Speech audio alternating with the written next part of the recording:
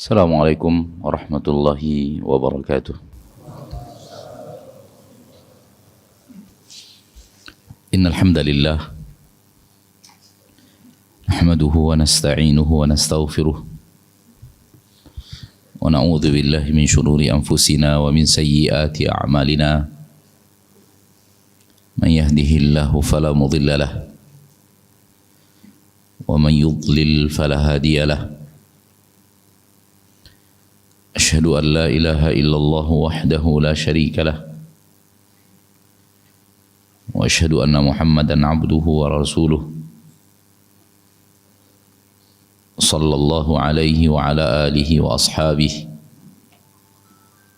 wa man tabi'ahum bi ihsanin ila yaumiddin wa sallama tasliman mazida wa ba'd.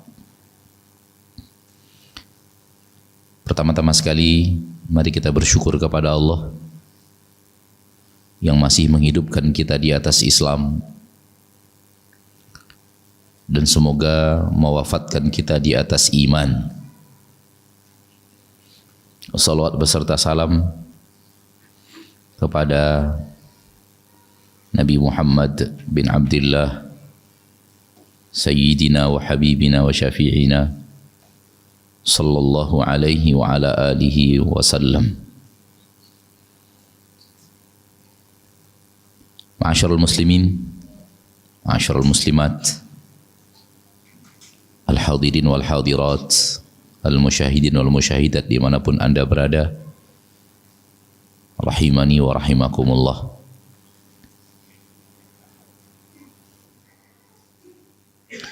Merupakan sebuah tindakan bodoh kalau kita merasa diri kita sudah berada di puncak. Akhirnya setan datang dengan aneka ragam kelalaian. Setan datang dengan aneka ragam taksir, hal yang tak sempurna. Dan hal yang tak sempurna serta kelalaian-kelalaian itu akhirnya tak mampu kita lihat disebabkan kita sudah merasa berada di puncak.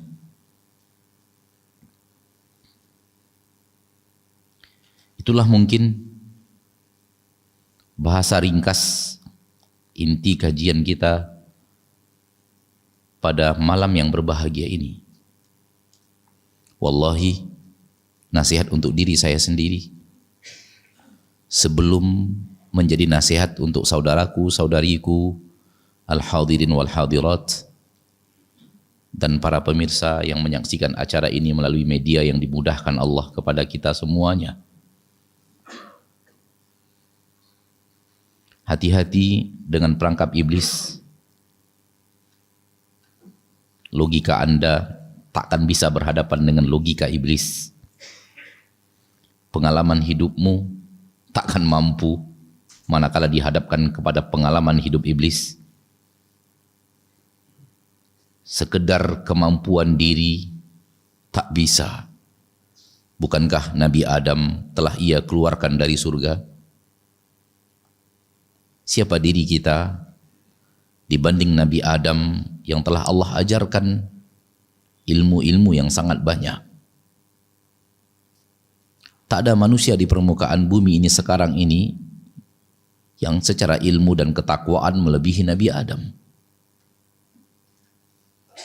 Kalau Nabi Adam saja dengan izin Allah syaitan berhasil mengeluarkannya dari surga, akankah engkau aman dari iblis dan bala tentaranya? Kalau engkau merasa aman, saya mengatakan engkau pandir.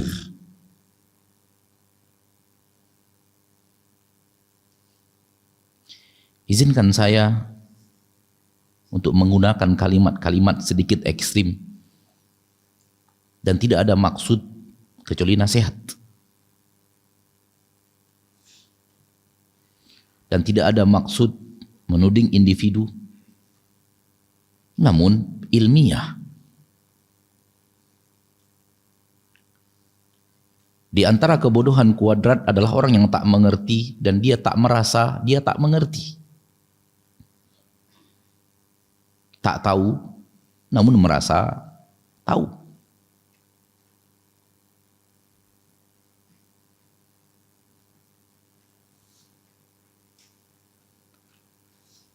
Perjalanan kita bertemu dengan kaum muslimin dan muslimat di sini, di sana sini, kita menemukan orang-orang yang tampangnya agamis, mulutnya kacau. Orang-orang yang pakaiannya sudah jubah, perilakunya sungguh menyedihkan.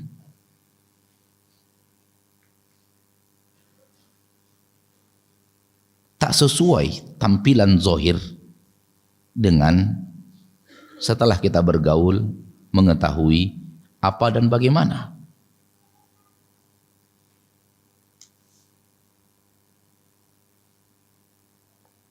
Oleh karena itu,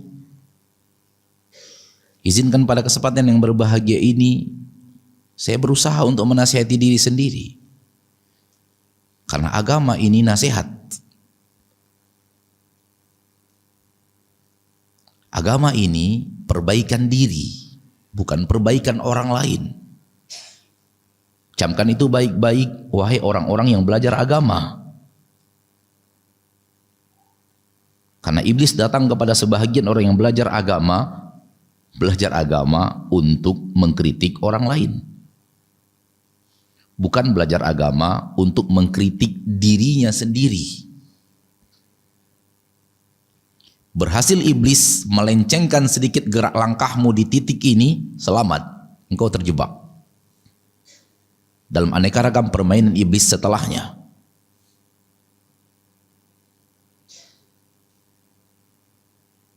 Mulai terasa dan mulai nyata orang-orang yang belajar ilmu agama tujuannya mengkritik orang lain. Akhi, engkau di akhirat tak Allah mintai pertanggungjawaban, kenapa dia sesat?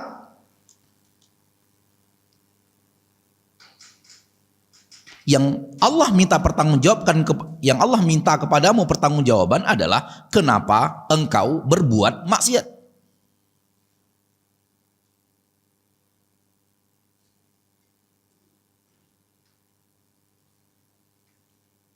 Katakan kepada saya, Ustadz salah.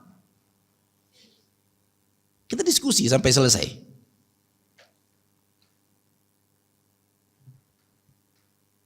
Terlalu banyak sekarang orang belajar agama, kritik sana, kritik sini, kritik sana, kritik sini. Seolah-olah dirinya aman dari aneka ragam jebakan iblis. Itu yang konten. Berikutnya yang nonton konten mirip-mirip. Karena hati yang sama berkawan dengan hati yang sama.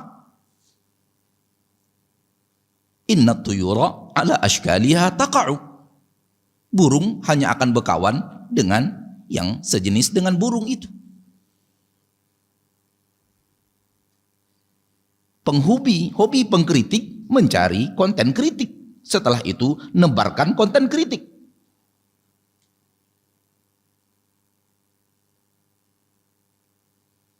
Dia mengira dengan menebarkan konten kritik, dia telah beragama dengan baik.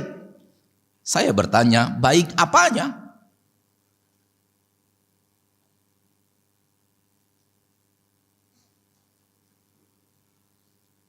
Apalagi bersama kritikan itu, ada bahasa-bahasa yang secara syariat terlarang.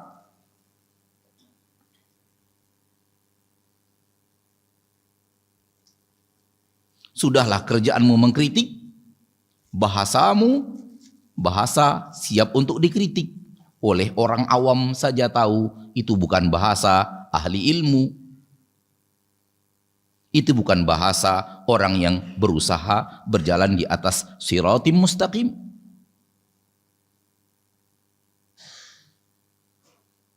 Saudaraku, kapan Rasul Anda bahagia dengan kesalahan orang lain?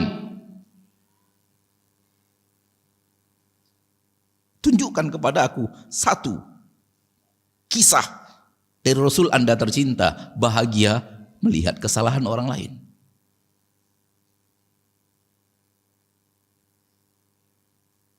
Bahagia menemukan titik lemah lawan. Bukan sejarah Rasul mulai diangkat menjadi Nabi dan Rasul sampai wafat di kota Madinah. Tunjukkan kepada aku satu.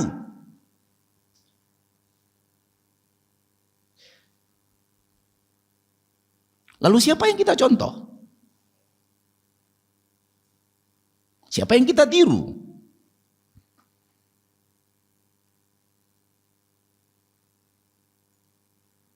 Sehingga aksi marak seperti ini mulai tak terbendung. Orang-orang yang belajar agama bukan untuk perbaikan diri, tapi untuk mengkritik orang lain dengan ilmu agama yang dia pelajari. Apakah untuk ini Allah turunkan agamanya? Bertamengkan amar ma'ruf nahi mungkar dengan cara yang batil. Amar ma'ruf nahi mungkar harus dijalankan dengan cara yang hak, bukan dengan cara yang batil. Karena yang batil tak pernah bertemu dengan yang hak. Hak apabila dicampur dengan yang batil sama dengan batil.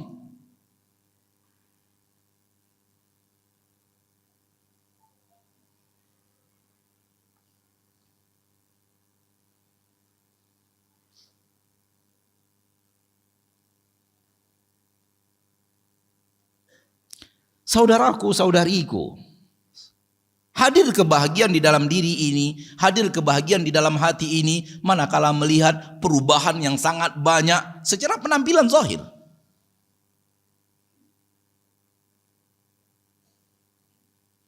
Awalnya majelis karaoke, sekarang sudah majelis taklim. Terjadi perubahan zahir yang membahagiakan. Tetapi pertanyaannya, sampai di situkah kita memandang? Yaitu tempat sudah berpindah dari karaoke ke masjid. Sudah selesai urusan? Ternyata belum. Next pertanyaan adalah, apa yang mereka bicarakan di masjid?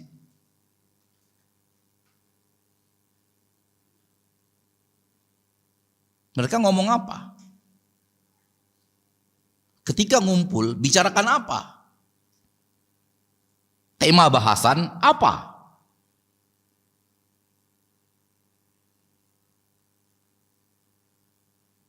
Bukan berarti kalau tempat duduknya di karaoke sudah pindah ke masjid berarti aman dari godaan iblis. Antum kira iblis gak bisa masuk masjid?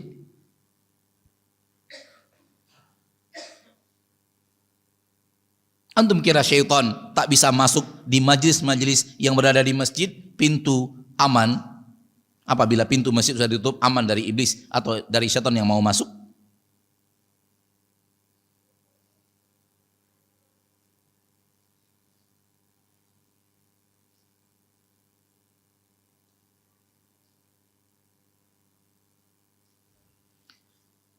Mari saudaraku, mari saudariku, kita belajar ilmu agama untuk apa?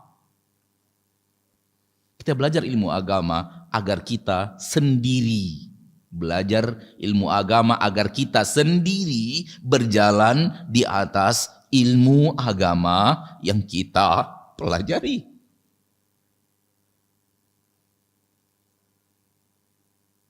Izinkan saya untuk mengatakan, kalau engkau belum bisa berjalan di atas jalan itu, tutup mulutmu bicara orang lain.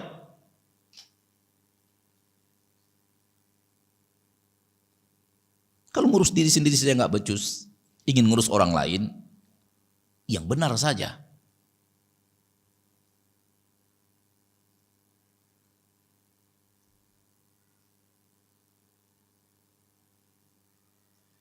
Bukankah di dalam Al-Quran perintah Allah adalah qu anfusakum?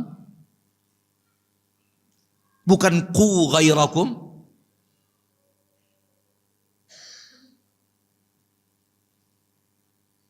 Bentengi diri sendiri agar tidak terjerumus ke dalam jabakan-jabakan syaitan dan bala tentaranya. Bukan bentengi orang lain. Bentengi masyarakatmu, bentengi wargamu, bentengi provinsimu, bentengi negaramu. Enggak.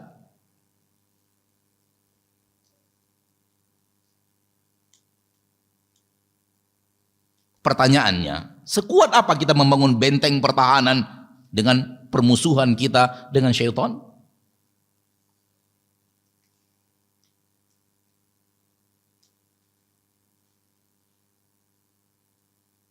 Sudah amankah panah-panah syaitan mendarat di tubuhmu dan hatimu sehingga engkau seolah-olah orang sehat yang ingin merubah orang sakit menjadi sehat?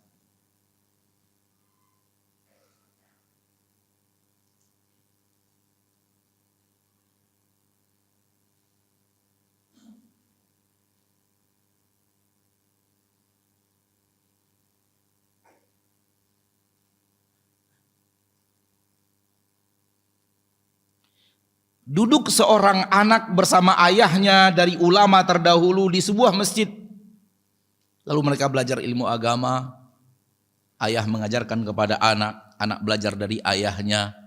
Pemandangan yang langka di zaman sekarang walau masih ada. Allah takdirkan malam itu hanya mereka berdua yang belajar. Dan orang yang datang ke masjid, orang yang istirahat, tidur di masjid. Karena masjid dululah sentral kegiatan masyarakat. Bukan masjid zaman sekarang yang jam sekian ditutup, nggak boleh ada yang masuk. Karena kalau masuk dicurigai pencuri. Namun masjid di zaman dahulu adalah sentral kehidupan. Jantungnya aktivitas. Sehingga hal yang wajar orang masuk masjid untuk istirahat, tidur di masjid. Dan mereka tidak tidur di rumah, terutama pemuda-pemudanya. Dan sampai zaman kakek dan nenek kita atau zaman ayah kita masih terbiasa jarang tidur di rumah karena tempat tidur adalah surau.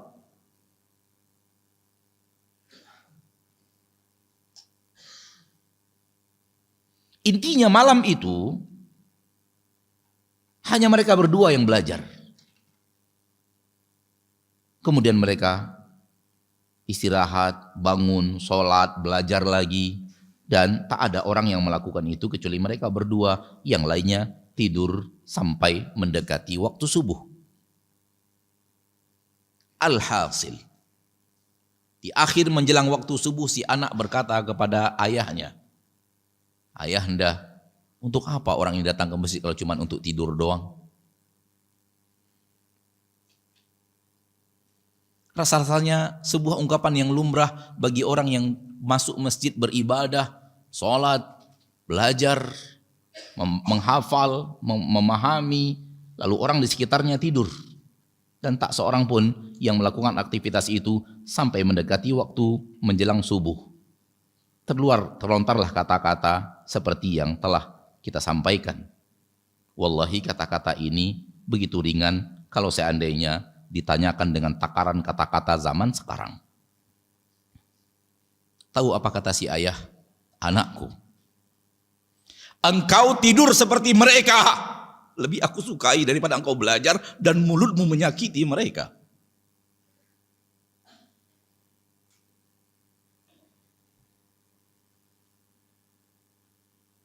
Tidur engkau seperti mereka. Tak belajar dari tadi, tak sholat dari tadi.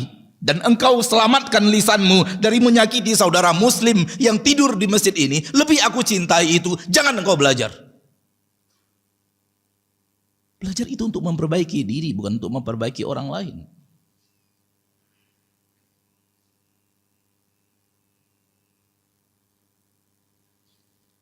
Kalau kita jadikan ini sebagai ibrah, kemudian kita menata hati, mencoba untuk berusaha seperti ini, kita akan mengatakan alangkah jauhnya saya dari kisah di atas. Dan ketahuilah, itulah Islam. Itulah agama Allah. Itulah agama yang Allah label dengan rahmatan lil alamin. Itulah agama yang Allah lebar dengan Islam, agama keselamatan. Lisanmu tak menyakiti orang lain, sekecil apapun bentuk penyakitan itu. bentuk memberikan penyakit itu dan memberikan aniaya tersebut.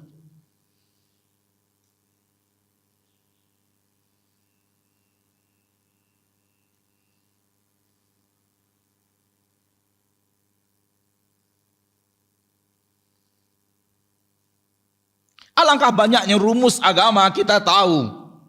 Lalu bagaimana kita dengan rumus-rumus agama itu? Apa yang kita lakukan?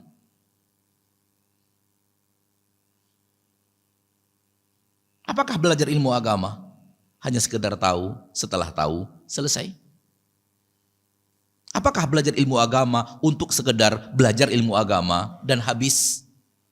Kalau itu saja untuk belajar ilmu agama, selamat engkau ke neraka. Allah mengancam dengan mengatakan, ya ayyuhalladzina amanu lima taquluna ma la taf'alun. Kabura maqtan 'indallahi an taqulu ma la taf'alun. Murka Allah yang sangat besar. Kau pandai berbicara karena ilmu agamamu ada, namun engkau tak mengamalkan apa yang engkau bicarakan itu. Diancam oleh Allah dengan murka berlipat ganda. Karena maktun secara bahasa Arab adalah amarah yang besar. Dan maktun telah ditambahkan kaburo. Maka terjemahan ayat, maka sungguh besar amarah Allah yang besar kalau kalian pandai berbicara, tak mengamalkan. Pertanyaannya, apakah kita tidak merasa terancam dengan ayat ini?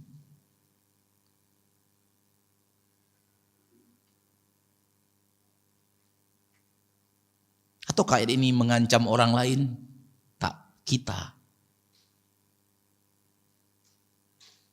Tidak mengancam diri saya, tapi mengancam orang lain.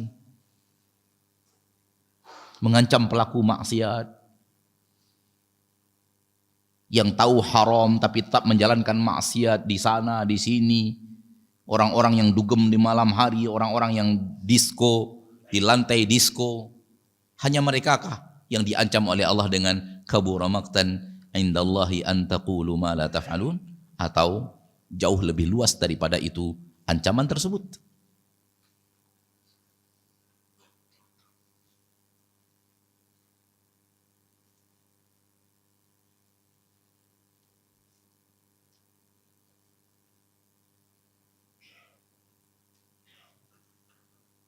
Rasul kita tercinta Muhammad sallallahu alaihi wasallam mengatakan, wa khaliqin nasa bi khuluqin hasan. Bergaullah bersama manusia, bermualahlah bersama manusia dengan akhlak yang baik. Sudah sampai di mana kita mengintrospeksi akhlak kita menjadi akhlak yang baik? Sudahkah benar pernah di dalam hidup kita berusaha meniti, menati, bertatih-tatih untuk menjadi seorang yang punya akhlak yang baik? Atau akhlak kita masih terjerumus dengan aneka ragam akhlak buruk yang dilarang di dalam syariat dalam bentuk yang diharamkan? Seperti su'udzon, seperti ghibah, seperti buhtan, seperti merasa tak nyaman orang lain mendapatkan nikmat, hasad,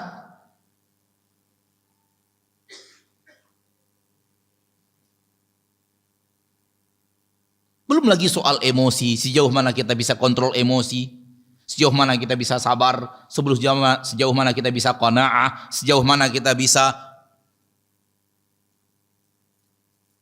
mencintai untuk saudara kita umat Islam sesuatu yang kita cintai untuk diri kita sendiri, bahkan kalau bisa lebih baik daripada itu berikan kepada mereka yang lebih baik daripada apa yang kita dapatkan untuk diri kita sendiri. Bukankah itu para Ansar yang Allah puji di dalam Al-Quran? Pertanyaannya, di mana mereka dan di mana kita?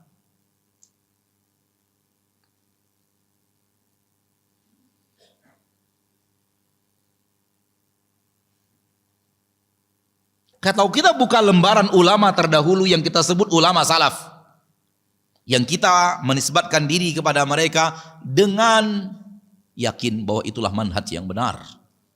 Manhaj salaf. Manhajnya para sahabat. Beragama dengan manhaj salafus saleh. Kita nisbatkan diri mereka kita kepada para ulama salaf. Dan itu nisbat yang benar. Perintah Al-Quran, perintah Allah dalam Al-Quran, perintah Rasul di dalam sunnah, perintah para ulama. Dari zaman dahulu sampai zaman sekarang, nisbatkan dirimu kepada para sahabat dan at-tabi'in dan atba'ut tabi'in yang saleh. Dan itu adalah intisab syar'i. Menisbatkan diri dalam bentuk yang sesuai syariat. Fa in amanu bimithli ma amantum bihi faqad ihtadaw. Kalau kalian mau beriman, kalau mereka mau beriman seperti berimannya para sahabat, niscaya mereka pasti telah berjalan di atas jalan hidayah. Pasti kalian telah berjalan di atas jalan hidayah kalau kalian mau beriman seperti imannya para sahabat. Berarti kita disuruh meniru para sahabat. Tegas lagi di dalam Al-Quran surat At-Taubah, was-sabiqunal awwalun, ayat yang sangat masyhur dan itu berulang-ulang dibacakan kepada antum oleh aneka ragam ustadz, oleh aneka ragam ulama yang pernah mendatangi tempat antum atau pernah antum dengarkan ceramahnya melalui media yang dimudahkan Allah untuk antum. Taib, itulah salafus saleh. Dan kita berusaha menisbatkan diri kita kepada mereka secara muamalah, secara ibadah, secara akidah, terutama secara akhlak. Namun kemudian kita mau bertanya, siapa mereka dan siapa kita? Siapa mereka dan siapa saya? Bagaimana mereka dan bagaimana kita? Lalu kemudian mau mentelisik dengan jujur dan menilai dengan penuh kejujuran apakah benar ucapan saya berusaha mengikuti salafus saleh terjadi seperti yang saya ucapkan atau yang saya ucapkan tinggallah ucapan saya.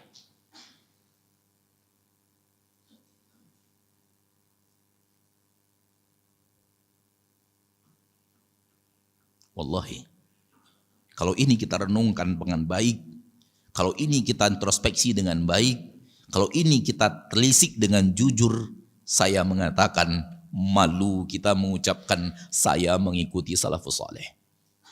Malu. Malu kita untuk mengucapkan kata-kata itu.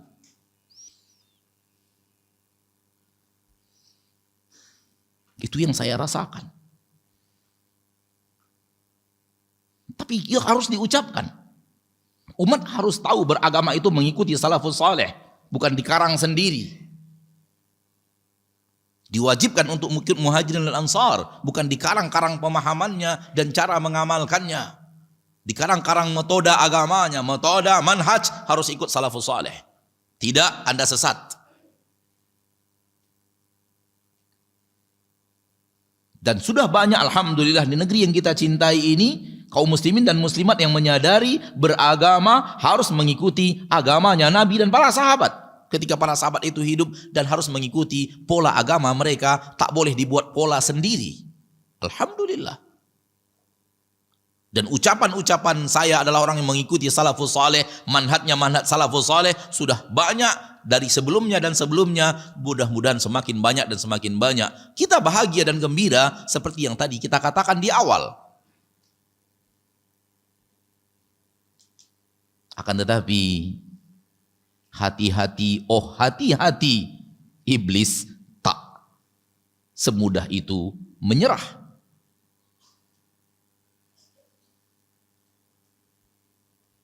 Syaitan tak semudah itu putus asa.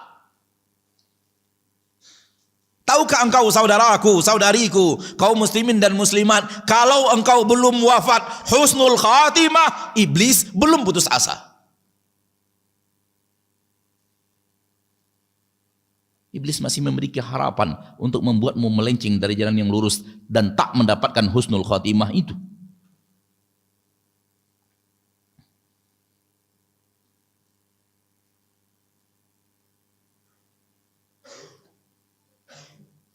Maka belum lagi pasti husnul khatimah, sudah yakin dapat husnul khatimah, yakinmu itu datangnya dari iblis.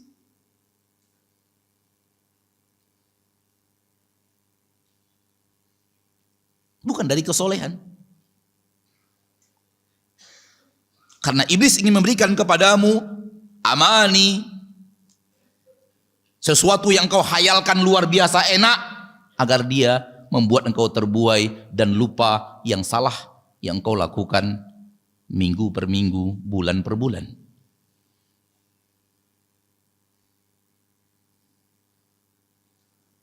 Dikipas engkau muslim, engkau mukmin, engkau orang-orang yang bertakwa, engkau orang yang rajin sholat, engkau yang rajin puasa, engkau sudah ittiba kepada Nabi, engkau sudah salafus saleh, engkau sudah begini, lanjutkan dusta setiap hari.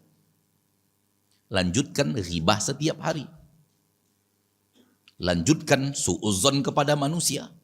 Lanjutkan bermusuhan dengan tetangga. Lanjutkan. Cukupkah di hadapan Allah ungkapan engkau bahwa saya pengikut salafus saleh?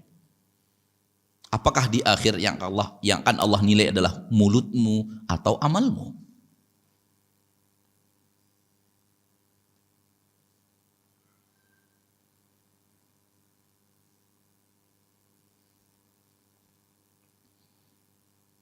Awal seseorang masuk agama Islam, pembenahan awal adalah anggota badan.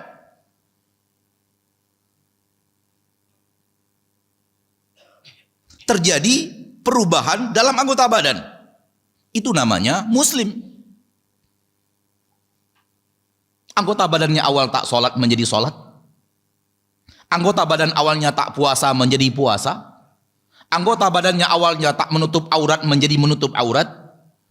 Awalnya tak melakukan zakat menjadi orang yang menunaikan zakat dan takut salah dalam menunaikan zakat. Orang yang awalnya tak cinta Mekah menjadi ingin bolak-balik ke kota Mekah. Itu namanya engkau menjadi muslim. Tapi please, belum mukmin. Itu belum mukmin, baru muslim.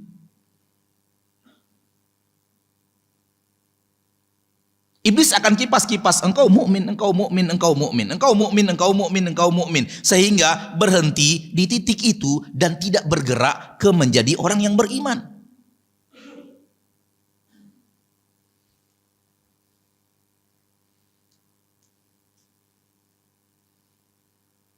Kalau kita buka lembaran Al-Quran, pujian Allah terhadap orang yang beriman, lalu kita tanya diri kita, apakah saya ada di sini? Mungkin semuanya kita menjawab, saya tak ada di situ.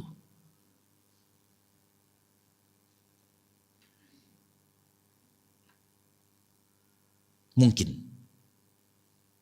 iya, mungkin tidak, Allahu alam. Masing-masing introspeksi diri masing-masing.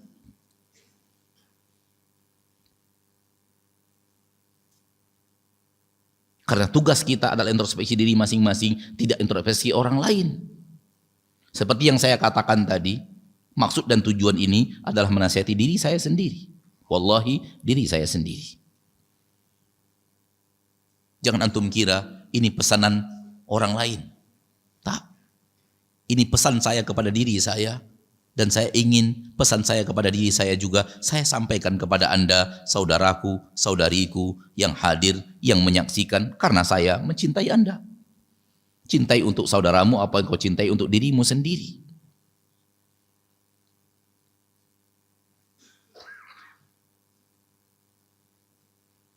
Kalau kita baca biografi Rasul kita tercinta Muhammad bin Abdullah, dan beliau adalah sebaik-baik manusia dalam muamalah. Beliau sebaik-baik manusia dalam menjalankan aktivitas bersama manusia. Kita akan menemukan kerasnya Rasul kepada orang-orang di dekat beliau dan lemah lembutnya Rasul kepada orang-orang yang di luar beliau. Izinkan saya untuk membuat kalimat seperti ini. Kerasnya untuk orang-orang yang sudah ngaji. Lembutnya untuk orang-orang yang belum ngaji dan masih awam. Kalau tidak percaya, baca sejarah Rasul Anda tercinta. Kapan Rasul marah? Kepada siapa Rasul marah? Siapa yang dihajar? dan siapa yang dilemah lembuti demikian hebat padahal melakukan kesalahan hebat. Bandingkan satu dan yang lainnya, Anda bertemu rumus kerasnya Rasul, tegasnya Rasul, marahnya Rasul kepada orang yang sudah belajar ilmu agama, tak mengamalkan ilmu itu. Dan lembutnya Rasul, lemah lembut yang luar biasa kepada orang yang belum tahu ilmu agama. Masih jauh daripada mengerti. Taib, praktek kita bagaimana? Kepada siapa lembutnya dan kepada siapa kerasnya? Tidakkah Rasul Anda ke timur, Anda ke barat?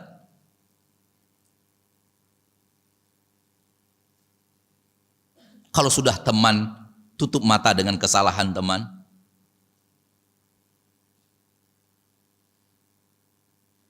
Namun kalau orang lain yang salah, seolah-olah orang itu telah melakukan hal-hal yang sangat hebat dalam kesalahan, sehingga harus disampaikan, harus di.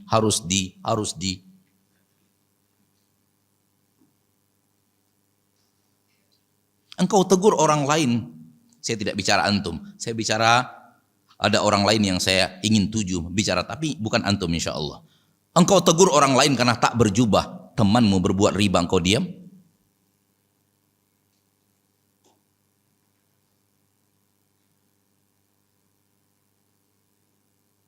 Sementara da'i lain tak berjubah engkau anggap bukan bermanhaj salaf? Hanya karena tak pakai jubah? Seolah-olah jubah adalah bukti seseorang itu salafi atau bukan?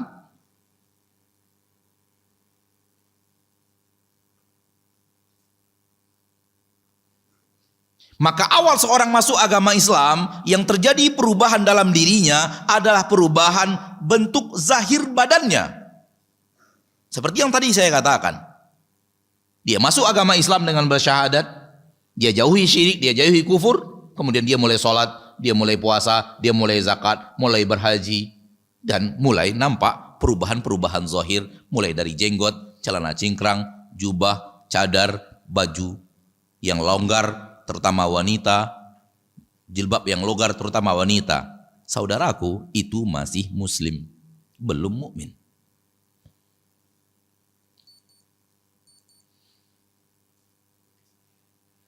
Kalau antum tidak percaya, baca syarah para ulama hadis Jibril. Ambil kitab yang bicara tentang syarah hadis Jibril. Ada syarah Imam Nawawi, ada syarah Ibnu Rajab yang telah diterjemahkan ke dalam bahasa Indonesia belasan tahun yang lalu. Panduan ilmu dan hikmah kalau tidak salah judulnya. Di dalamnya syarah hebat tentang hadis-hadis Arba'in Nawawiyah yang disyarah oleh Imam Ibnu Rajab, yang kata para ulama itu adalah syarah terhebat dari Arba'in Nawawiyah.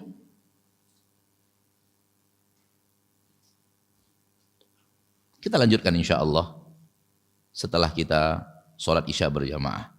Bagi yang mau lanjut, yang merasa bangkunya panas boleh mundur. Wallahu ta'ala alam bisawab. Alhamdulillahi Rabbil Alamin. Wassalatu wassalamu ala ashrafil anbiya'i wal mursalin wa ala alihi wa sahbihi ajma'in.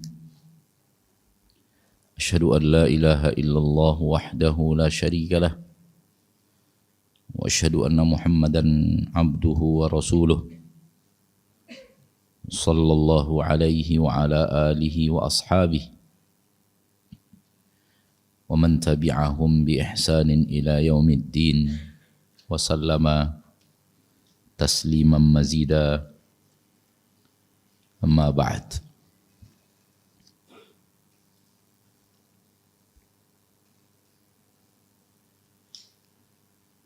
Hadis Jibril yang sangat masyhur yang diriwayatkan oleh Imam Muslim dari Umar bin Khattab radhiyallahu anhu wa ardhahu. Pertanyaan pertama malaikat Jibril adalah akhbirni anil Islam. Setelah Rasul menjawab sallallahu alaihi wasallam dengan rukun-rukun Islam, pertanyaan berikutnya adalah akhbirni anil iman. Setelah Rasul menjawab dengan rukun-rukun iman, pertanyaan berikutnya adalah akhbirni anil ihsan. Dan seluruh ulama syurrahul hadis mengatakan at-tadarruj minal asfal ilal a'la, berangsur-angsur dari yang paling bawah ke atas, berangsur-angsur dari yang paling bawah ke atas. Maka yang paling bawah adalah Islam, karena Islam adalah pembenahan zahir, dan zahir membenahinya lebih gampang daripada pembenahan batin. Karena pembenahan zahir adalah pembenahan anggota badan, dan pembenahan batin adalah pembenahan hati. Dan semua orang yang berusaha membenahi hatinya menjerit, sulitnya membenahi hati. Yang tidak pernah menjerit, merasakan sulitnya pembenahan hati, maka dia tak pernah membenahi hati.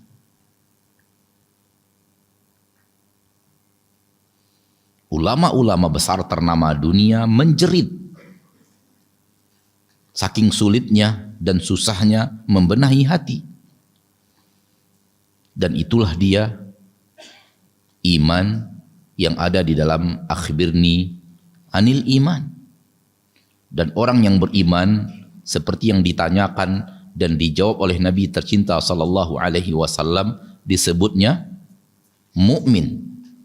Dan orang yang Islam seperti yang ditanyakan dan dijawab oleh Nabi sallallahu alaihi wasallam disebutnya muslim. Muslim dulu baru mukmin.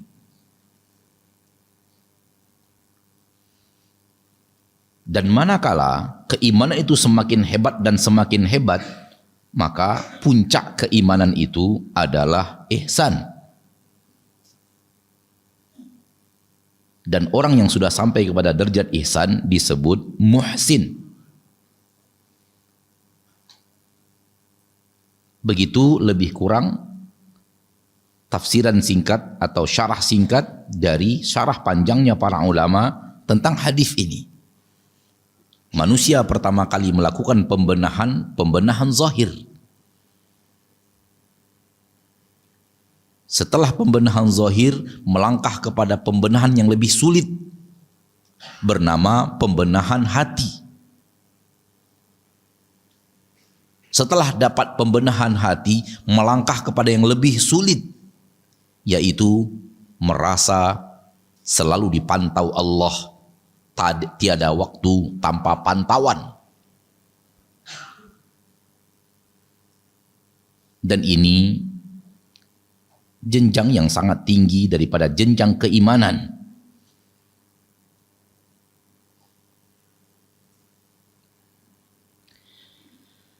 Kesalahan banyak manusia, dia melakukan maksiat.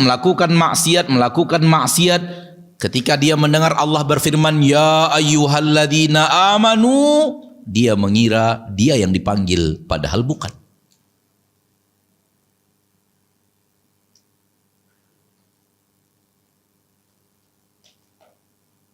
Yang dipanggil Allah orang mukmin, bukan muslim.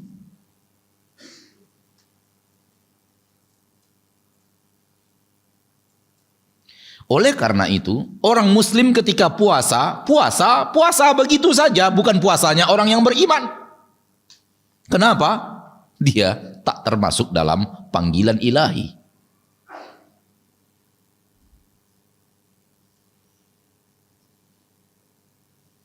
Ya ayyuhalladzina amanu kutiba alaikumus siyam. Hai orang-orang yang beriman, diwajibkan kepada kalian puasa. Mereka-mereka yang tak sholat merasa dipanggil berpuasa. Engkau tak dipanggil. Yang dipanggil orang yang beriman. Panggilan khusus.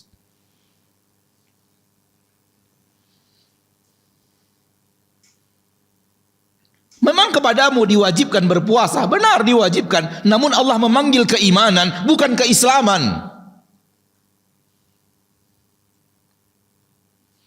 Dan ketika engkau tak sholat, Islammu saja belum beres. Bagaimana engkau akan merasa dirimu dipanggil dengan ya ayyuhalladzina amanu?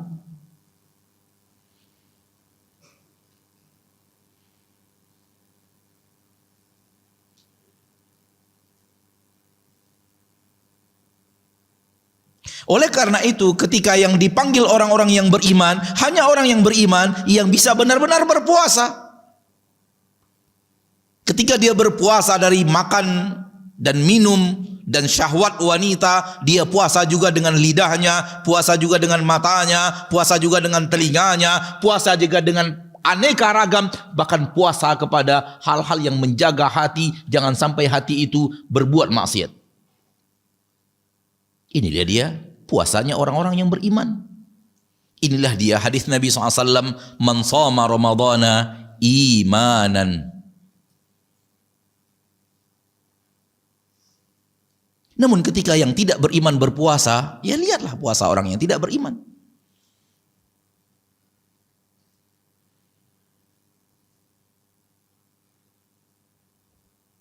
Mereka mengira jenjang iman itu jenjang di bawah, sehingga semua orang masuk.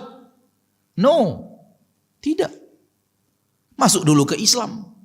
Islammu sudah bagus, belum tentu engkau mukmin.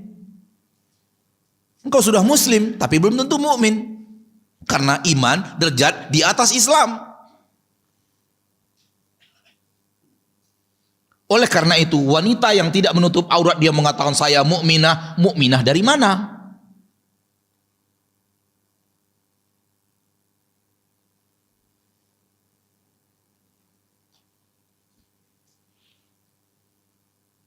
Oleh karena itu, orang yang tak berhenti melakukan maksiat mata lalu mengatakan saya mukmin, pertanyaannya mukmin dari mana? Maaf kalau saya akan mengatakan mukmin dari jebakan syaitan.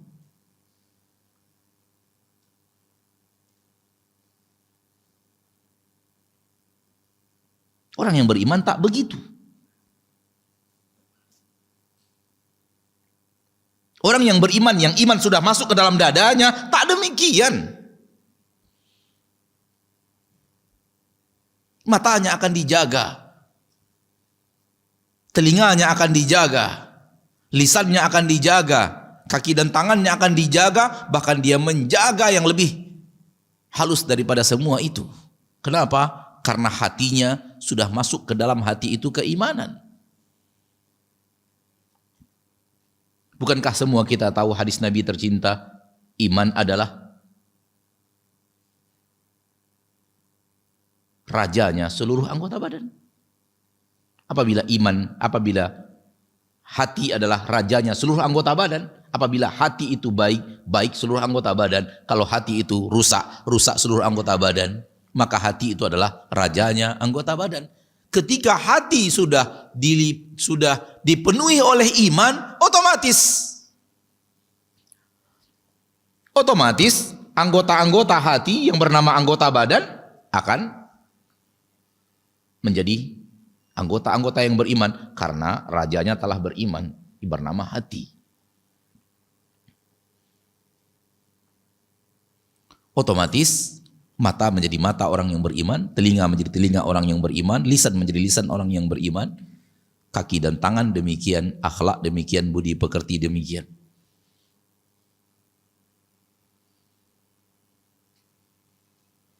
Qalatil a'rabu amanna, dalam surah Al-A'raf, dalam surah Al-Hujurat, berkata orang-orang Arab, amanna, kami telah beriman. Qul, katakan kepada mereka, lam tu'minu, kalian belum beriman loh. Walakin qulu aslamna, katakan dulu kami telah Islam. Iman belum, baru Islam. Kenapa? Walamma yadkhulil imanu fi qulubikum. Yang namanya iman itu belum lagi masuk sampai ke relung hati kalian. Belum.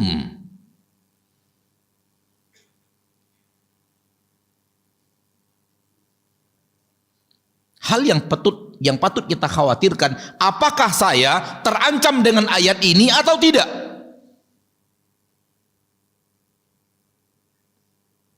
Apakah saya termasuk orang yang Allah bicarakan di dalam Al-Quran ayat ini atau tidak? Pernahkah kita menangis gara-gara mengkhawatirkan, takut kalau kita tak termasuk ke dalam orang-orang yang iman telah sampai ke dalam hatinya, hanya sampai kepada muslim saja?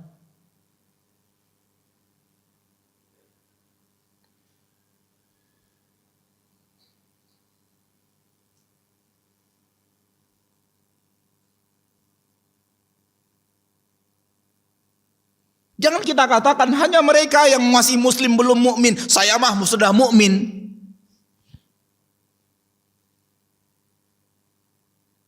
Untuk sementara berhenti dulu dari pengakuan lisan. Coba berenung sejenak dan jawab dengan hati nurani. Dengan penuh kejujuran, tempat di mana tak ada dusta di sana. Benarkah saya adalah orang yang beriman? Jawab sendiri. Introspeksi sendiri. Sekiranya iya, alhamdulillah. Kalau tidak, pertanyaan berikutnya adalah, kapan menjadi orang yang beriman? Apakah cukup sampai muslim? Sudah sekian tahun mengaji masih muslim, belum naik-naik kepada derajat mukmin? Terbukti transaksi masih dusta? Harta syubuhat masih doyan? Tontonan-tontonan syahwat masih merupakan hobi? Telinga tak cukup benteng untuk menahan datangnya musik?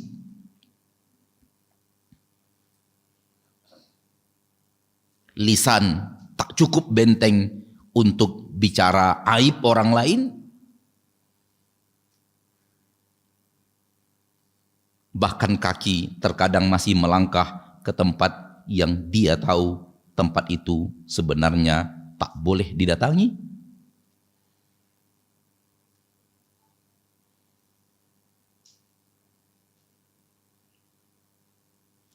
Saudaraku, saudariku, izinkan saya memberikan kepada Anda pada kesempatan yang berbahagia ini satu rumus. Yang kalau engkau pandai menggunakan rumus itu, mudah-mudahan jalan menuju perbaikan ke arah keimanan. Dan rumusnya adalah antara tajam dan tumpul.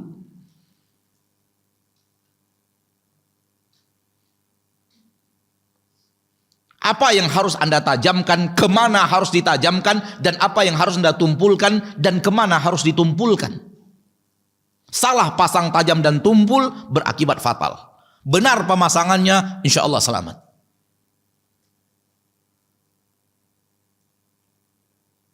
Fa'akul, wabillahi akul, wabihi asulu wa ajul. Tajamkan pandanganmu kepada aib dirimu, tumpulkan kepada aib orang lain.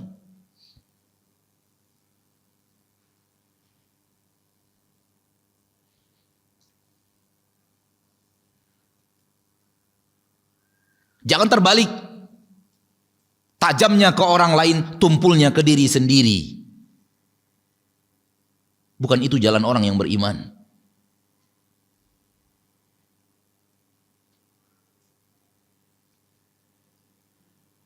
Kalau sudah bicara orang lain, kayak nggak boleh salah. Kalau sudah bicara diri sendiri, apa salahnya?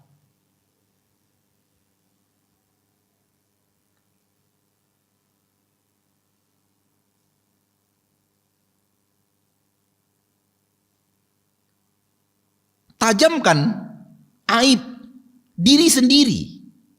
Karena diri sendiri itulah yang akan kita pertanggungjawabkan di akhirat.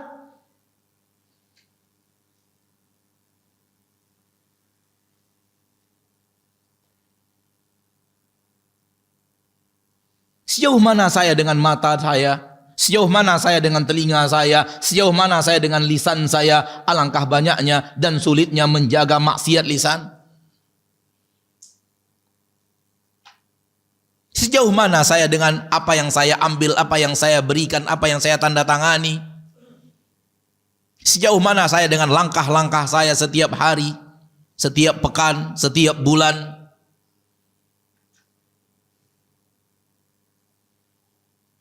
Tajamkan ke titik ini saudaraku, karena titik ini yang akan ditanya Allah dengan detail. Wallahi Allah akan menanya titik ini dan detail kepada masing-masing kita. Kalau kita tidak detail membahasnya di dunia ini, takut di akhirat tengangu.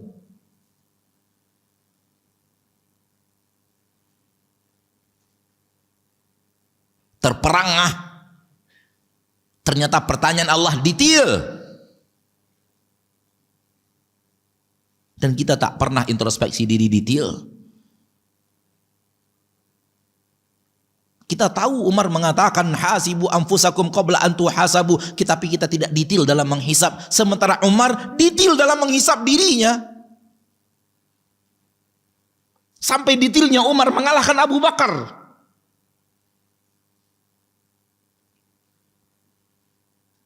Tak ingin saya membicara panjang apa kisahnya antara Umar dan Abu Bakar. Akan tetapi Umar merasa Abu Bakar tak detail. Dan ia menasihati Abu Bakar radhiyallahu anhum ajma'in. Dan Abu Bakar merasa pendapatnya benar. Dan Umar berlebihan dalam detailnya. Dan mereka berdua manusia terbaik di permukaan bumi setelah ditinggalnya umat ini oleh manusia terbaik bernama Muhammad bin Abdullah sallallahu alaihi wasallam.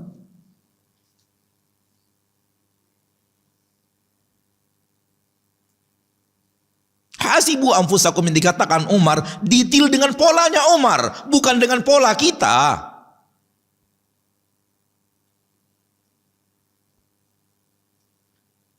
Kalau ada satu unta dari unta zakat hilang di negeri yang jauh sana, Umar akan ditanya Allah di akhirat dan akan bertanggung jawab kepada Allah di akhirat karena Umar pemimpinnya. Kenapa ada satu unta yang hilang? Ini dia hisapnya Umar, saudaraku. Ini dia hisapnya Umar terhadap dirinya, saudariku. Berapa ribu unta sedekah? Berapa ribu unta zakat yang harus dipertanggungjawabkan Umar di akhirat? Satu saja hilang, Umar akan dimintai Allah pertanggungjawaban di akhirat. Sehingga Umar berkata, andai hidup di dunia ini pas-pasan, tak diazab dan tak dihukum dan tak dirahmati, bagi saya itu sudah cukup. Saking takutnya tak pandai menjalankan amanah dengan baik dan benar, padahal beliau adalah super benar dalam menjalankan amanah yang Allah berikan di pundaknya. Tapi begitulah introspeksi diri yang sangat detail dari seorang Umar bin Khattab. Dan dialah salafus saleh yang kita nisbatkan diri kita kepadanya.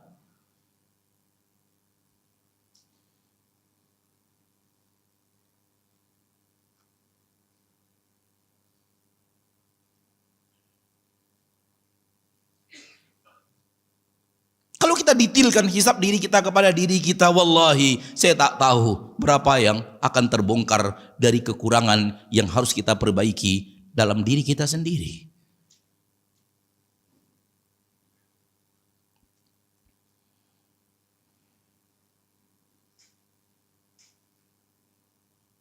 Mau kita kemanakan kekurangan diri ini? Mau kita masukkan ke dalam sebuah keranjang yang namanya keranjang lupa? Atau kita masukkan ke dalam list di mana kita harus berbenah mencari skala prioritas yang terbaik dan terhebat?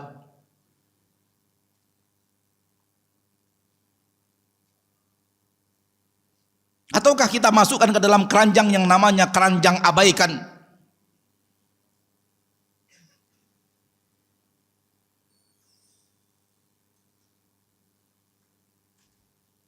Dan tidak ada yang diabaikan Allah.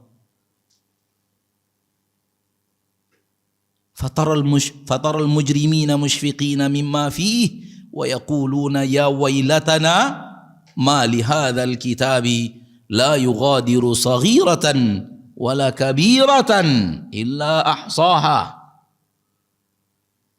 Para pelaku dosa dan maksiat, mungkin itu adalah kita yang Allah maksud. Mungkin kita terancam dengan ayat ini. Mungkin, wallahu alam. Musyfiqina mimma fi, mereka ketakutan dengan apa yang mereka temukan dalam catatan amal mereka. Wa yaqulun, dan mereka berkata, ya wailatana, aduh celakanya kita. Ma li hadzal kitabi, ada apa dengan kitab ini? La yughadiru saghiratan, tak menyisakan sesuatu yang namanya kecil. Illa ahsaha, melainkan ditulis lengkap, rapi, tak ada yang tersisa.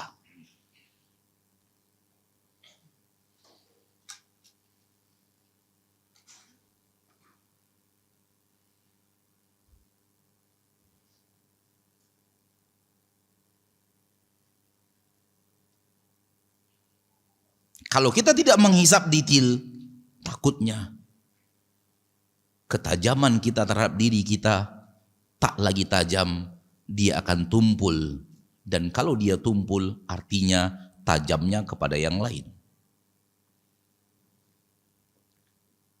Kalau engkau tak bisa menajamkan kepada dirimu, maka tajamnya kepada orang lain.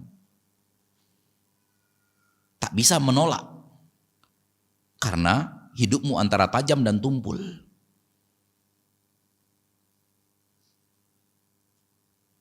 Kalau engkau tidak pandai menajamkan pisau itu, pisau perhatian, pisau introspeksi itu kepada dirimu, maka dia akan tajam kepada orang lain dan untuk dirimu tumpul. Abdullah bin Mas'ud, habru hadhil ummah, ulama umat ini mengatakan, man syaghalathu uyubu nafsihi ala uyubin nasi fahuwa ma'dzur, wa man syaghalathu uyubun nasi ala uyubi ghairihi fahuwa maghrur. Barang siapa yang aib dirinya telah membuat dia sibuk sehingga tak punya waktu mengurus aib orang lain, maka dia adalah orang yang mendapatkan uzur.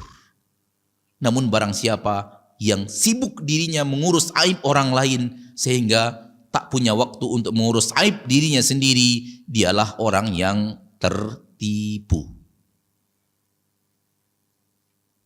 Siapa yang menipunya? Pasti si jago tipu bernama iblis dan bala tentaranya.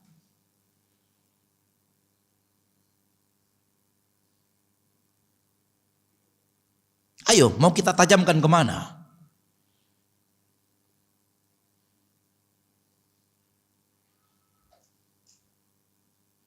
Kalau sudah benar arah tajam itu kepada diri sendiri, insya Allah kepada orang lain tumpul.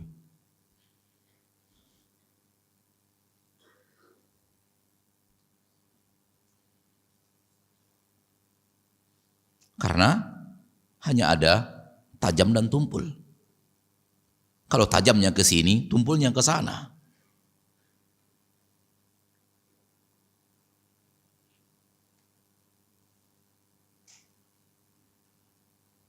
Dan setelah itu, saya mengatakan tajamkan kepada orang yang semakin dekat dengan kita. Tumpulkan kepada orang yang semakin jauh dari kita. Jangan terbalik.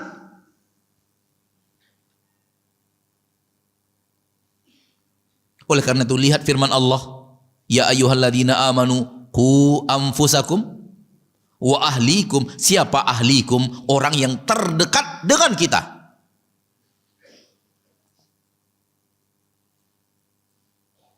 Tajamkan ke sana.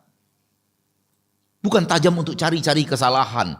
tajam untuk mendeteksi kesalahan agar ada nasihat.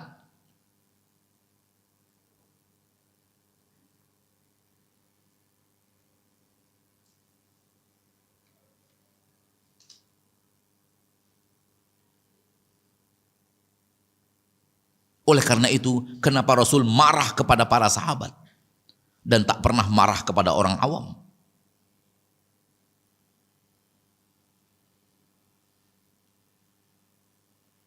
Lihat biografi Rasul, tak pernah marahnya kepada orang awam atau marahnya kepada orang kafir. Marahnya kepada murid-muridnya, sahabat-sahabatnya. Kenapa? Itu dia kaidah tajam dan tumpul.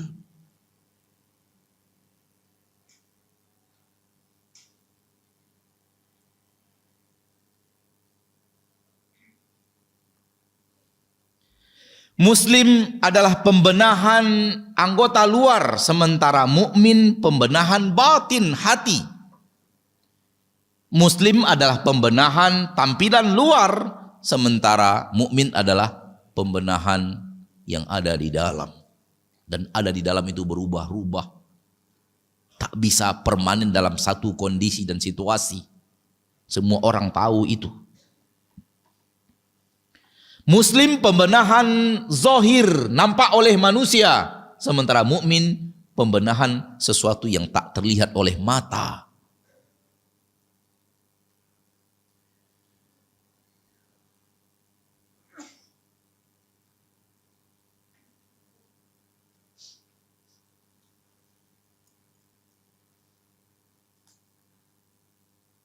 Muslim pembenahan gerakan sholat, sementara mukmin pembenahan kekhusyukan di dalam sholat.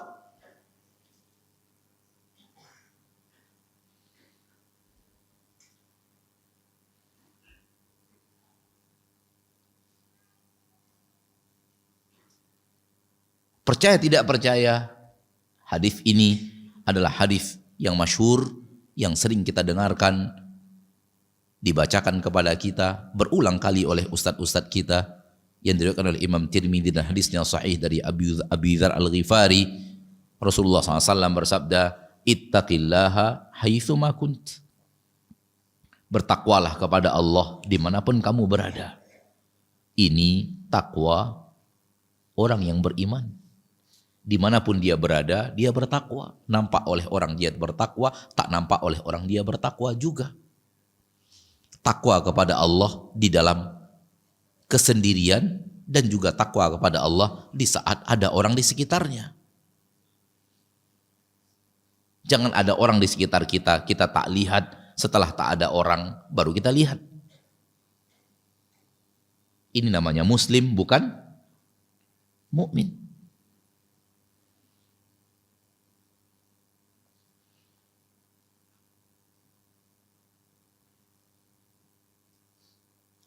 Bukanlah iman sekedar Anda tahu saudaraku, saudariku. Tapi iman itu adalah engkau mengamalkan apa yang engkau tahu. Sekedar tahu belumlah mukmin. Sampai engkau mengamalkan apa yang engkau tahu itu. Sekedar tahu halal dan haram belum mukmin.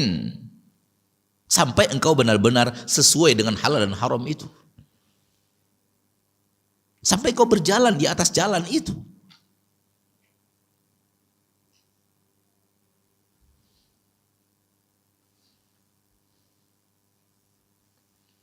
Maka beberapa pertanyaan berikut ini tolong tanyakan kepada diri kita masing-masing. 1. Sudahkah kita tinggalkan maksiat yang kita tahu itu adalah maksiat?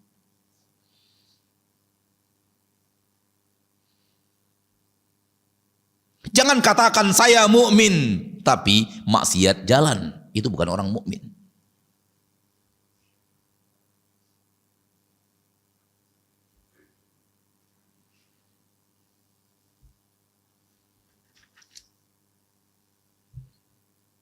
Tanyakan pertanyaan kedua, benarkah hatimu takut ke neraka?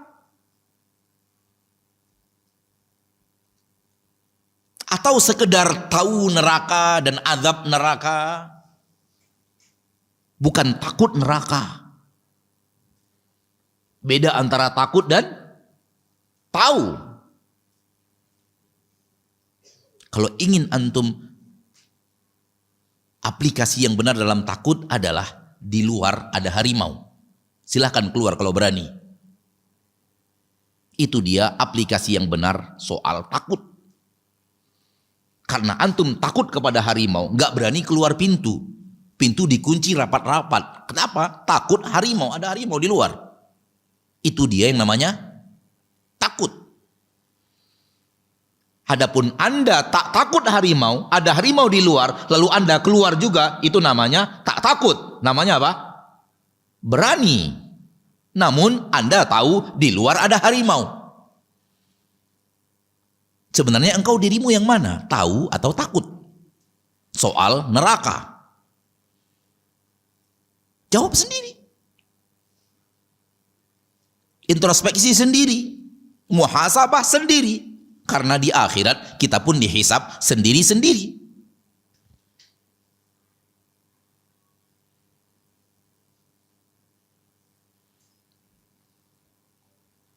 Kalau benar engkau takut neraka, satu, engkau akan jauhi jalan-jalan ke neraka.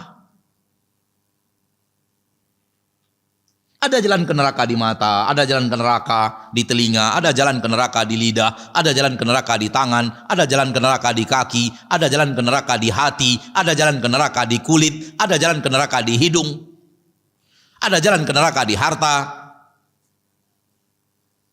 ada jalan ke neraka di tahta.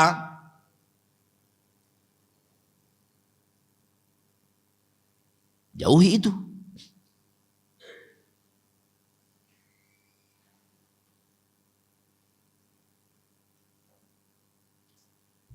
Kalau engkau tidak menjauhi itu, takutnya salah penilaian terhadap diri sendiri. Anda merasa takut neraka, sebenarnya Anda berani ke neraka. Seperti beraninya orang keluar masjid, padahal di masjid ada, di luar masjid ada harimau.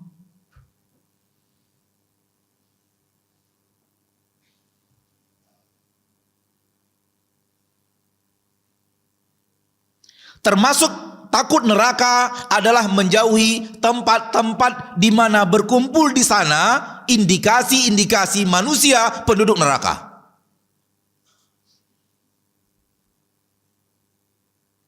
Saya mengatakan indikasi karena tak ada kata pasti. Terlihat di tempat itu indikasinya mayoritasnya adalah penduduk indikasi penduduk neraka.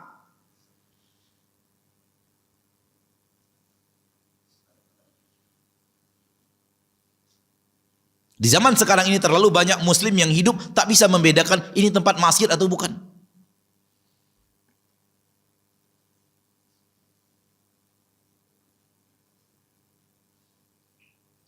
Lalu kemudian kita hukum anaknya gara-gara melakukan keluar di masa liburan ke tempat-tempat yang kita anggap maksiat, lalu kita hukum di sekolah, ayahnya protes.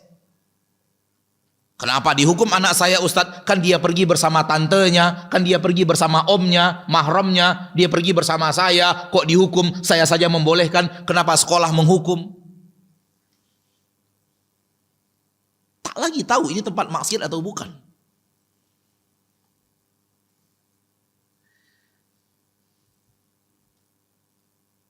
Itu yang terjadi. Dan saya mengatakan ini bukan sesuatu yang saya khayal-khayalkan. Realita nyata yang pernah kita rasakan. Dalam mendidik abnaul muslimin, anak-anak kaum muslimin. Kita hukum di sekolah gara-gara dia pergi ke bioskop, ayahnya marah-marah. Kenapa anak saya dihukum gara-gara ke bioskop? Wong dia pergi dengan tantenya.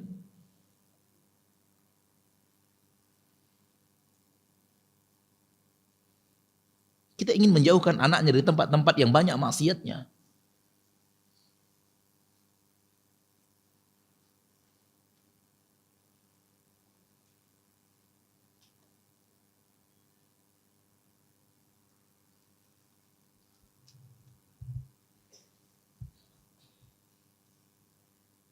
Bioskopnya nggak salah, filmnya yang salah.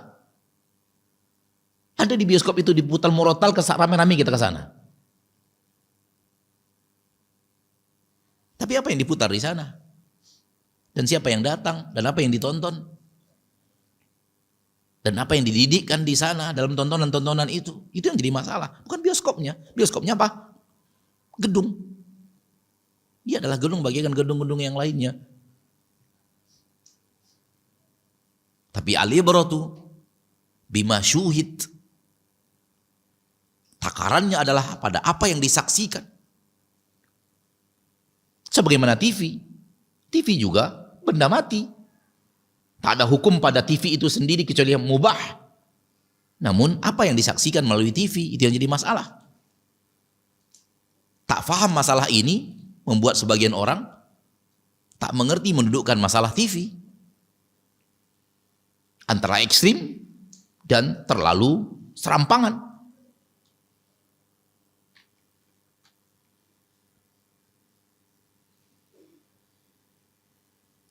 Pertanyaan berikutnya, apakah benar-benar di hatimu benar-benar mengidam-ngidamkan surga atau tidak?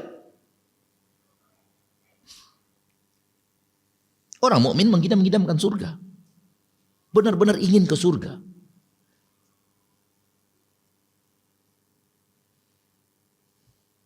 Maka kalau benar-benar di hatimu adalah orang yang mengidam-ngidamkan surga, akan terlihat dalam anggota badan. Karena kalau hati sudah demikian, anggota badan ngikut. Tanpa mengurangi rasa hormat. Kalau saban hari sholatnya masbuk, saya tahu Anda bukan orang yang doyan ngejar surga.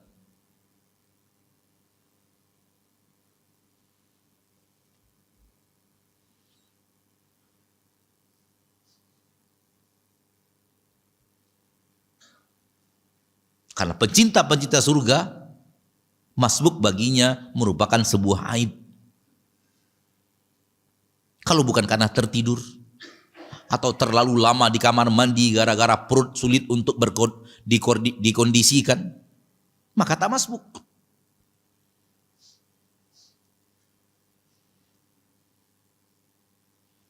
Rumahmu dengan masjid hitungan berapa langkah? Engkau masbuk, saya bertanya, ada apa? Katanya cinta surga. Ketika amal terbaik menuju surga sedang dihidangkan Allah, engkau masbuk melulu. Sekali-kali wajar, melulu tak wajar. Tak wajar dengan ungkapan dirimu ingin mengejar surga dan benar-benar ingin ke surga. Tak cocok dia. Jaka sembung bawa golok.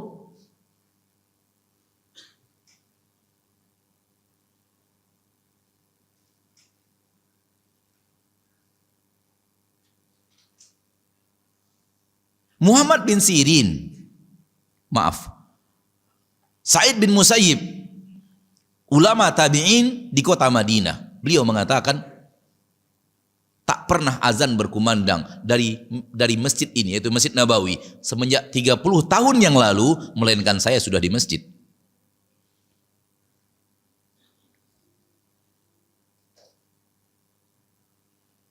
Tak pernah azan berkumandang dari masjid ini semenjak 30 tahun yang lalu.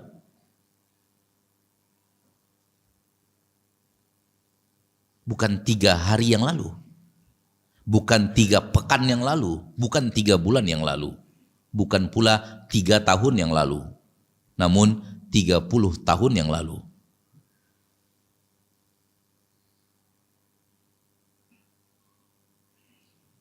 Ini dia salafus saleh. Yang kita nisbatkan diri kita kepada mereka dalam akidah, muamalah, ibadah. Ini muamalah mereka, ini ibadah mereka. Ibadah kita di mana?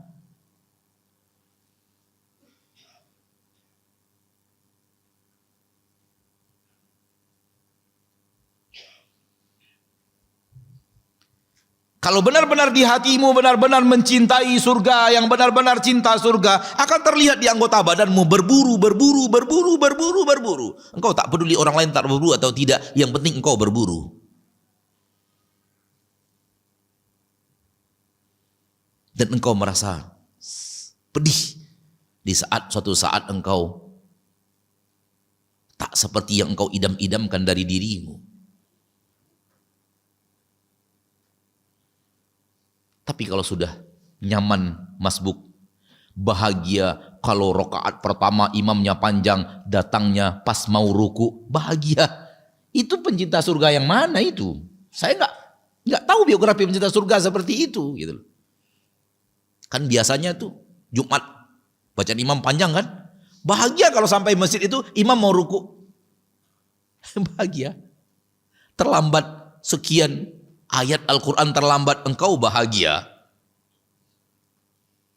Dan engkau menyatakan saya cinta surga Allah.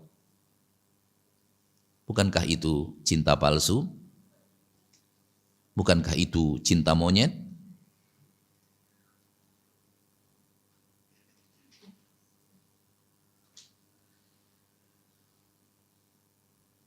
Dengarkan kisah di generasi terdahulu bukan untuk ditiru, tapi dilihat bagaimana dia merasa sedih dengan ketinggalan sholat berjamaah. Dikisahkan dari semangat para salafus saleh tak mau ketinggalan sholat berjamaah, Allah takdirkan suatu saat ketiduran. Sehingga manusia apa yang dia lakukan? Dia kejar masjid sana, sudah selesai. Dia kejar masjid ini, sudah selesai. Dia kejar ke masjid lain, sudah selesai. Akhirnya dia pulang, lalu sholat wajib sebanyak 27 kali. Para ulama mengatakan bukan untuk ditiru, karena itu tak boleh. Namun untuk dilihat, lihat semangat mereka yang luar biasa. Lihat sedihnya mereka ketinggalan sholat berjamaah. Sementara kalau hujan turun kita bahagia tak ke masjid.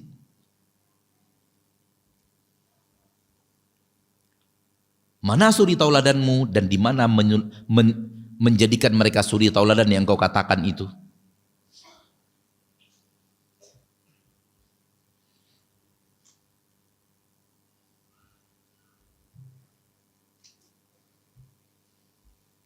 Pertanyaan yang berikutnya,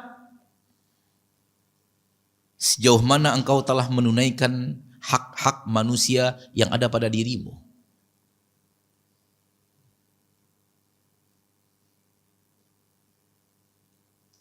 Dalam bermuamalah, engkau punya kewajiban kepada mereka dan mereka punya hak atas dirimu. Mari bertanya, sejauh mana saya telah menunaikan hak manusia kepada empunya hak. Supaya saya tidak dituntut di akhirat, haknya belum saya berikan.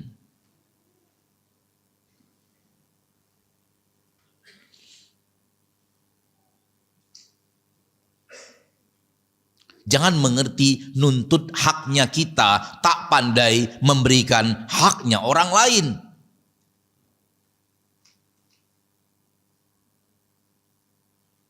Kalau ingin menjadi mukmin sejati,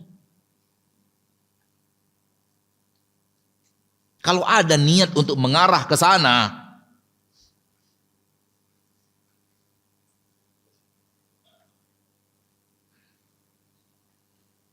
dalam kehidupan kita pasti bermuamalah. Dan dalam muamalah adalah kewajiban dan hak. Hak saya, kewajiban dia. Haknya dia, kewajiban saya. Bukankah demikian bab muamalat? Lalu sejauh mana kewajiban saya tunaikan, haknya dia saya berikan?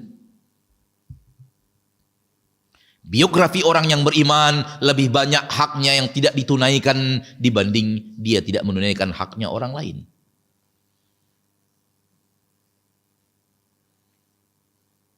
Biografi orang-orang yang beriman sejati lebih sering terzolimi dalam biografi hidupnya daripada sekali-kali terjadi dirinya menzolimi karena dia manusia.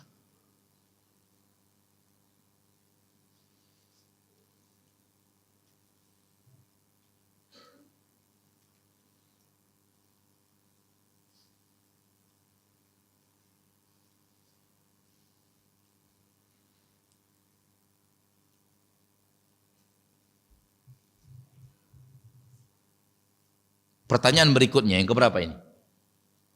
Kelima. Sejauh mana kita benar-benar merasa ingat kepada Allah. Karena orang yang beriman itu sifat mereka selalu ingat kepada Allah. Dan ingat kepada Allah itulah yang membuat mereka terus mendekat kepada Allah karena ingat itu. Ya ayyuhalladzina amanu uzkurullaha dzikran katsira. Hai orang-orang yang beriman, ingatlah kepada Allah, ingat yang terus-terusan, ingat yang banyak.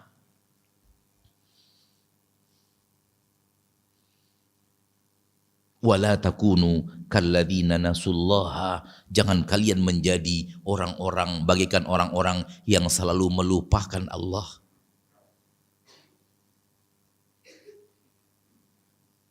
Dari 24 jam hidup kita, katakanlah 8 jam untuk tidur. Masih sisa 16 jam. Dari 16 jam, berapa jam yang ingat Allah, berapa jam yang tak ingat Allah. Hanya kita yang bisa menjawab karena kita yang tahu siapa kita. Orang lain tak tahu siapa kita.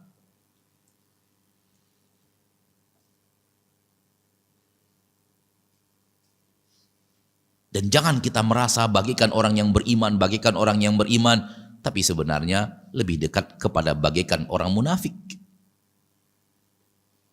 Wala yadhkurunallaha illa qalila. Mereka tidak ingat Allah kecuali sedikit.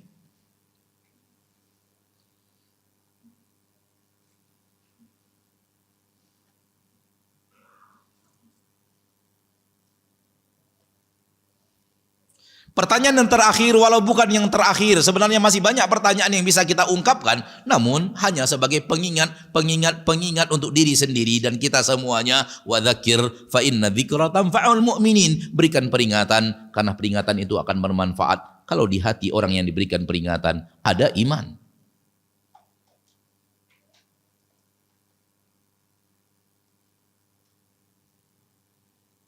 Pertanyaan terakhir, apakah engkau mengira dirimu sudah mukmin?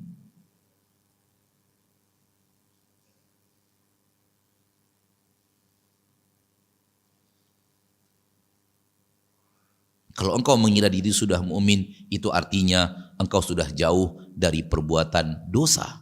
Tapi kalau masih dekat dengan perbuatan dosa, jangan kira dirimu masih sudah mukmin.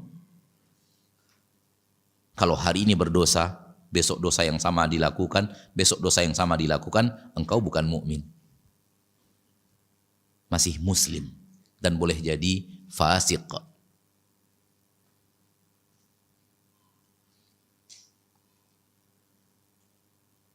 Dan itu kata Imam Ibnul Qayyim seburuk-buruk nama untuk orang yang keluar dari koridor keimanan. Allah tidak menyebutnya mukmin, tapi Allah menyebutnya fasik.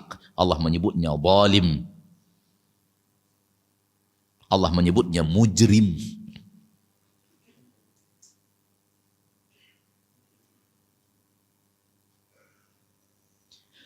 Maka tanyakan beraneka ragam pertanyaan yang di dalamnya adalah introspeksi diri dan jawab dengan jujur, dan jujurlah kepada Rabbmu.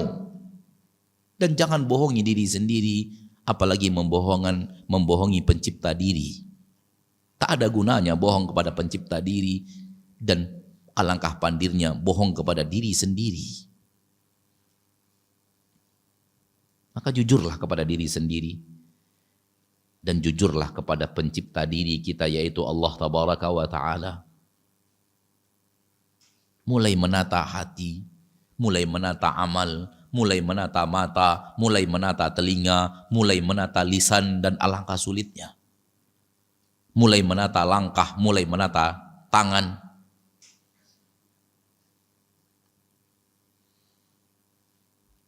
Soal apa yang terjadi di masa lalu, obatnya adalah taubat. Ya ayyuhalladzina amanu tubu ilallahi taubatan nasuha. Tapi permasalahannya adalah, apakah kesalahan masa lalu masih akan dilakukan esok? Kalau iya, berarti tidak taubat. Kalau tidak taubat, maka Allah tak berjanji, asa rabbukum ayyukaffira ankum sayyi'atikum wa yudkhilakum jannat. Semoga Allah mengampunkan dosa-dosa kalian dan memasukkan kalian ke dalam surga. Allah janjikan itu untuk orang taubatan nasuha. Adapun orang yang taubatnya taubat sambalado, taubat karena sakit, setelah sakit hilang kerjakan lagi. Taubat karena ketahuan, setelah hilang ketahuannya kerjakan lagi.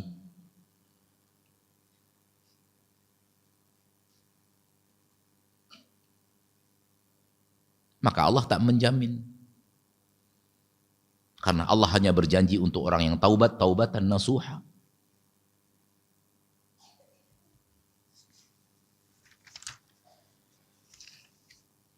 Saudaraku kaum muslimin, mari kita melangkah menjadi orang yang beriman.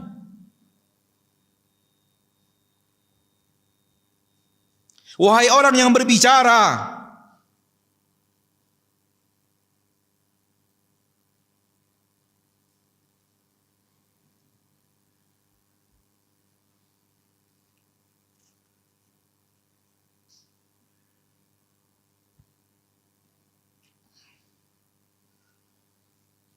berat. Saya tahu itu berat. Tapi tidak mustahil, saudaraku. Allah tak pernah menyuruhmu untuk melakukan hal yang mustahil. Allah menyuruhmu melakukan hal yang berat, tapi tak mustahil. Engkau bisa jaga matamu, engkau juga bisa jaga lisanmu. Engkau bisa jaga telingamu, walau seberat apapun rintangan di negerimu.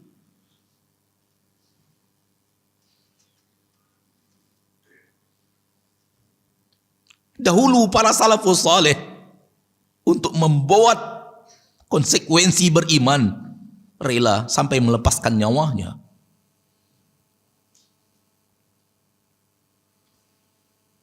Rela mengorbankan nyawanya demi imannya.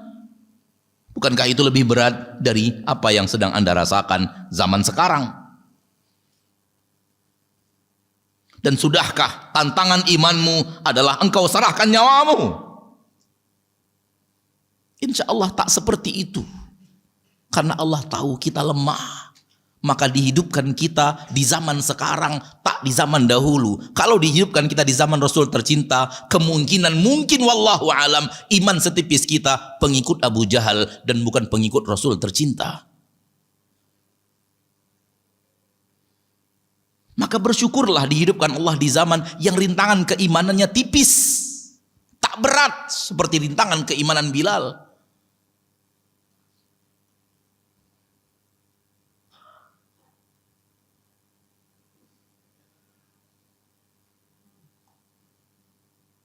Allah tak pernah menyuruh Anda untuk melakukan hal yang mustahil. Yes, Allah suruh Anda melakukan hal yang berat. Karena di situ Allah ingin menguji dirimu. Serius gak ingin ke surgaku? Seriuskah engkau ingin bertemu dengan diriku?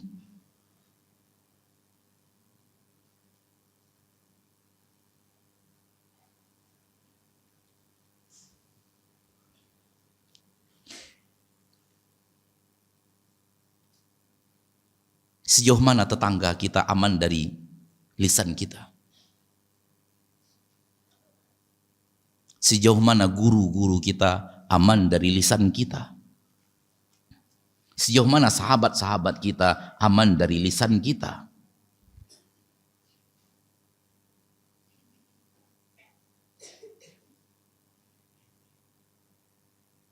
Wallahi kalau Islam ini benar-benar diamalkan, tak ada senikmat Islam itu sendiri.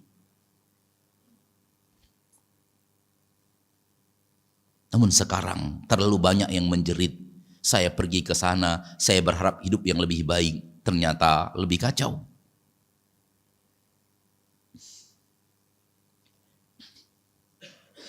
Mungkin inikah namanya perkumpulan orang-orang yang beriman?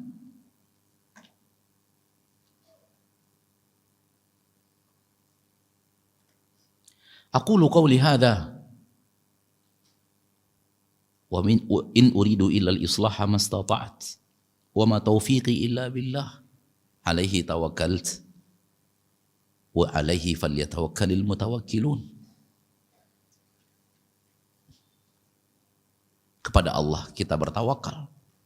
Dan apa yang bisa saya sampaikan, upaya dari diri sendiri untuk menasihati diri sendiri dan orang-orang yang dia cintai. Dari kaum muslimin, muslimat yang hadir di majelis ini ataupun menyimak acara ini.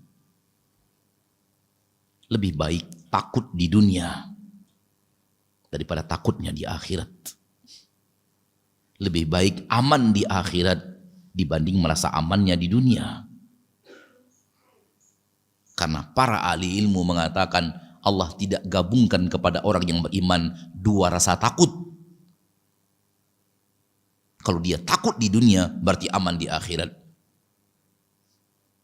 Namun kalau dia aman di dunia, takutnya di akhirat. Pilih salah satu, engkau mau aman di mana dan takut di mana. Kalau merasa aman dengan maksiatmu di dunia, khawatirnya itu yang mendatangkan takut berlebihan padamu di akhirat.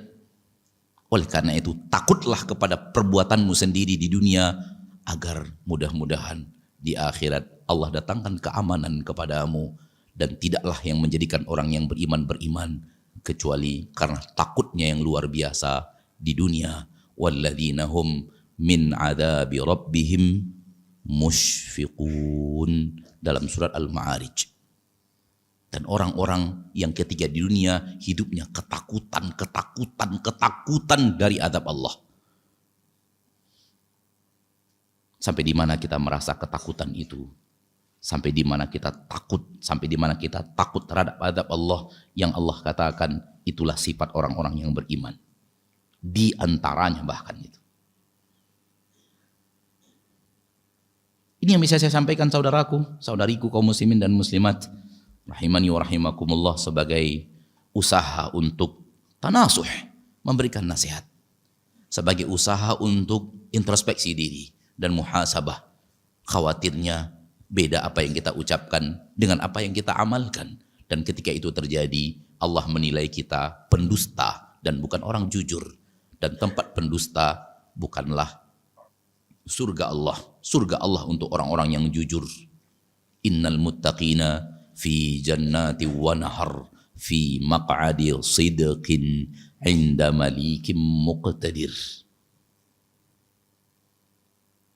Kalau ada pertanyaan yang sesuai dengan tema, silahkan diajukan. Kalau tidak ada atau pertanyaannya di luar tema, mohon jangan diajukan karena kemungkinan besar saya tak akan jawab. Maka kalau ada pertanyaan sesuai tema, ingin dipertegas, ingin diperjelas, ada sesuatu yang kurang pada tempatnya, antum tegur ana, ada kesalahan tadi Ustaz, fadhol, silakan. Karena saya manusia, tak lekang daripada kesalahan dan kekhilafan. Mungkin terlalu terbawa situasi, keadaan, emosi, sehingga ada kalimat-kalimat yang kurang wajar, kalimat-kalimat yang tidak pada tempatnya, silakan tegur. Dan saya hanya akan mengatakan jazakumullahu khairan. Nah,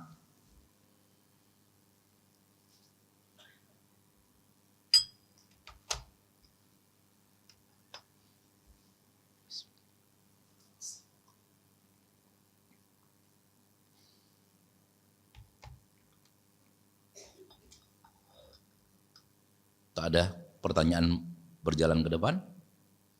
Kalau tidak ada, sampai di sini pertemuan kita pada malam yang berbahagia ini. Harapannya kepada diri saya sendiri dan kepada saudara-saudariku yang kucintai karena Allah. Mari kita benar-benar mengamalkan perkataan Umar, hasibu anfusakum qabla an tuhasabu, dan ketahuilah Umar mengatakan itu dengan praktek muhasabah yang detail. Kepada Allah kita memohon bimbingan, taufik dan hidayah. Kepada Allah kita mohon agar Allah ampunkan dosa dan kesalahan. Dan kepada Allah kita berharap apa yang ada di depan lebih baik dari apa yang ada sebelumnya. Dan kepada Allah kita berharap Allah wafatkan kita di amal terbaik kita di permukaan bumi. Subhanakallahumma wa bihamdika asyhadu an la ilaha illa anta astaghfiruka wa atubu ilaik. Walhamdulillahi rabbil alamin. Assalamualaikum warahmatullahi wabarakatuh.